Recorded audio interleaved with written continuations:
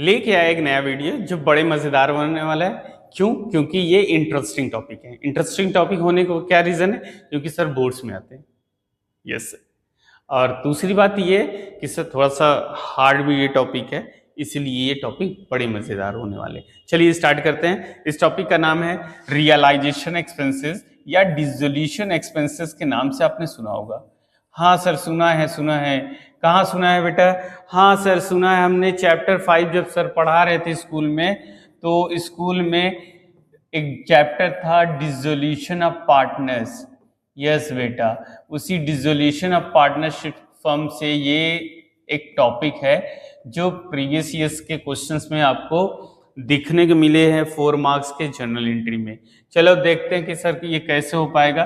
तो आसान है बहुत, बस आप याद रखिएगा 2-3 पॉइंट्स हमारे आसानी से आपको क्लियर हो जाएंगे। याद रखिएगा एक फॉर्म होगा कि कौन फॉर्म पेड कर रहा है या क्या है, या दूसरा हम याद रखिएंगे कि अगर पेड पार्टनर या कोई और कर रहा है तो उस केस में क्या होना है। चलो 2 वर्ड्स लेते हैं, एक बेयर वर्ड कि एक्चुअल में बेयर कौन कर रहा है, और दूसरा हम लेते हैं पेड का।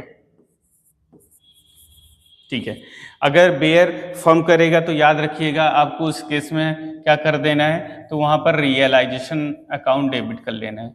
क्या करेंगे? सॉरी, रियलाइजेशन अकाउंट डेबिट कर लेना है उस केस में। ओके, अगर फर्म पेड करेगा, पेड कौन कर रहा है? फर्म, तो उस केस में हमें टू बैंक कर लेना है। याद रखिएगा बच्चों, ये आसान तरीका है। बियर अगर फर्म कर रहा है तो रियलाइजेशन अकाउंट डेबिट, अगर फर्म पेड कर रहा है तो टू बैंक कर देंगे। करेक्ट। चलो अगर बेयर पार्टनर करेगा तो वहां पर पार्टनर्स का कैपिटल डेबिट कर लेना बच्चों, partners capital account debit. Okay sir, अगर पार्टनर पेड करेगा तो बेटा कोई दिक्कत नहीं, इसको ऐसे कर लो, टू पार्टनर्स कैपिटल। यस, ये आसान तरीका है। चलिए देखते हैं, कुछ एग्जांपल लेके समझते हैं। आई होप समझ में। अच्छा एक पॉइंट और याद रखिएगा, यहाँ पर रेमुनरेशन का एक कॉन्सेप्ट आता है कि रेमुनरेशन के केस में क्या होगा। तो सेम याद रखिएगा कि रेमुनरेशन के केस में वही है कि अगर फर्म रेमुनरेशन दे रही है तो एक्चुअल में बेयर का काम फर्म कर रही है। याद रखिएगा, रेमुनरेशन अगर फर्म किसी पार्टनर को दे रही है तो एक्चुअल में कौन? Yes yes yes, firm. Very good बेटा, कौन यहां पर कर रहा है? बेयर फर्म कर रहा है। तो उस केस में क्या डेबिट करना होगा? Yes sir, realisation account debit. Very good. चलो आके कुछ समझते हैं, कुछ एग्जांपल लेके आसानी से। चलो पहला एग्जांपल लेते हैं, केस करके हम समझते हैं इसको ना। केस फर्स्ट, केस फर्स्ट में है कि नो इन्फॉर्मेशन। नो इन्फॉर्मेशन का क्या मतलब है कि अगर कोई इन्फॉर्मेशन नहीं दिया है कि बेयर कौन कर रहा है और पेड कौन कर रहा है। नो इन्फॉर्मेशन का क्या मतलब? No knowledge who bear and paid। तो इस केस में हमें क्या करना है बच्चों? तो हम ये मान के चलेंगे कि ये दोनों काम बेयर एंड पेड का काम फर्म करेगी। तो सर अभी आपने बताया कि अगर बेयर फर्म कर रही है और पेड भी फर्म कर रही है तो एंट्री क्या बनेगी? यस बेटा, realisation account debit to bank. Okay, तो हम यहाँ पर एंट्री हमारी क्या बन जाएगी? पहली realisation account debit to bank. Yes, समझ में आ गया होगा यो। चलिए दूसरा एग्जांपल केस लेते हैं। केस व्हेन रियलाइजेशन एक्सपेंसेस,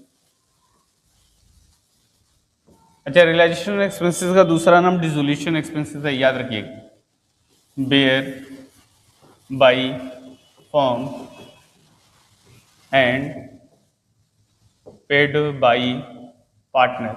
तो इस केस में क्या करना है बच्चों? चलो देख लेते हैं अगेन कि सर हमने तो अभी सीखा है कि आपने बताया कि अगर बेयर फर्म कर रही है तो रियलाइजेशन डेबिट कर लेनी है। ओके, अब पेड अगर पार्टनर कर रहा है तो टू पार्टनर्स कैपिटल कर लेंगे। तो आसान, देखिए समझ में आ रहा होगा आई थिंक। यहाँ पर कौन बेयर कर रहा है? बेयर फर्म कर रहा है सर। पेड कौन कर रहा है? पार्टनर कर रहा है। तो आसान है, तो यहाँ पर कर लीजिए realisation account debit to partners capital. अब यहाँ पर जो पार्टनर होंगे उनका नाम लिख लीजिएगा आप, partners capital account. Okay okay, चलिए देखते हैं थर्ड केस क्या है। केस थर्ड, चलिए व्हेन, चलिए इसी का अपोजिट कर लेते हैं ना। When realisation expenses paid by firm and bear by partner. चलिए तो देख लेते हैं क्या होना है। इसमें कह रहा है एक्सपेंस पेड बाई फर्म है और बेयर कौन कर रहा है? पार्टनर कर रहा है। तो सर देख लेते हैं क्या है। अच्छा यहाँ है, वेरी गुड। चलिए देखते हैं। तो यहाँ पर एक्चुअल में था क्या कि कौन बेयर, पार्टनर, फर्म क्या कर रहा था? पेड कर रहा था। अच्छा फर्म पेड करेगा तो टू बैंक कर लेना है। ओके, बेयर कौन कर रहा था? सर पार्टनर बेयर कर रहा है ना, तो ठीक है वही कर लेते हैं। चलो तो क्या करेंगे यहाँ पर?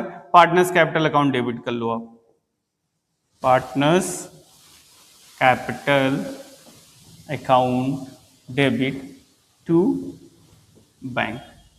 ओके चलो सर ये हो गया। ये लास्ट कर लेते हैं एक और। 4 पॉइंट में क्या है? When bear and paid by partner. वाह सर ये क्या हो रहा है कि bear and paid by partner कर रहा है, तो एंट्री क्या बनेगी?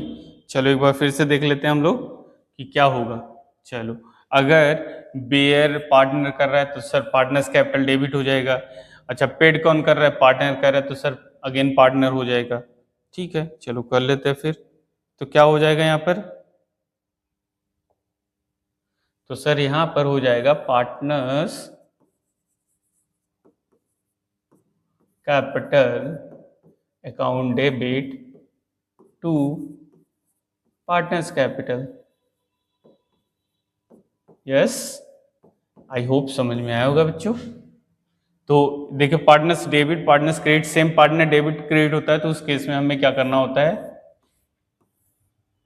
नो एंट्री, याद रखिएगा। चलिए समझ में आ गया चीजें, आई होप समझ में आया होगा। चलिए कुछ एग्जांपल लेते हैं और उसको और करते हैं हम लोग। कुछ हमने एग्जांपल ले रखा है, चलिए वन बाय वन करके देखते हैं। चलिए पहला है हमारा, एक बार ट्राई करिए। कह रहा है कि expenses of realisation 10,000 were paid by a partner. वाह सर एक चीज तो इंफॉर्मेशन हमें दे दिया है कि paid by partner, but bear कौन कर रहा है? तो हमने क्या सीखा है कि अगर कुछ नहीं दिया है तो हम ये मान के चलते हैं कि यस बेटा यस आप कर सकते हो, वेरी गुड। फर्म बेयर करेगा, वेरी गुड। अच्छा फर्म बेयर करता है तो क्या लिखते हैं? सर रियलाइजेशन लिखते हैं। यस बेटा गुड। तो रियलाइजेशन अकाउंट डेबिट टू क्या करेंगे आप? पार्टनर्स करेंगे सर। गुड, तो पार्टनर्स कैपिटल अकाउंट यहां पर हम लिख लेंगे।